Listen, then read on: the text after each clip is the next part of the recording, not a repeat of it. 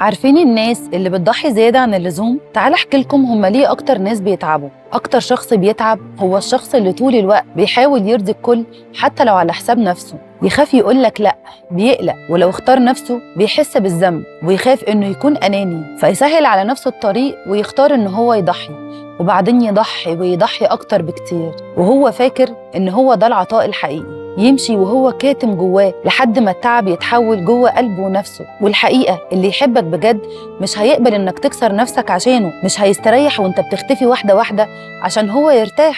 علم النفس بيقول ان الافراط في عطاء الاخرين غالبا بيبقى سببه خوف قديم، خوف من الرفض او الفقدان او الاحساس ان قيمتنا في العطاء وبس. فالشخص هنا بيتعلم عشان اتحب لازم اقدم اكتر من اللازم، وده مع الوقت بيخلي العلاقة غير متوازنة وبيخلي الشخص يبعد عن نفسه حتى لو كل الناس حواليه. ونصيحتي ليك، حبك لنفسك مش أنانية أبداً، والرسول عليه الصلاة والسلام قال حب لأخيك ما تحب لنفسك. يعني إيه؟ يعني ما ينفعش تحب لغيرك حاجة أنت مش راضيها لنفسك.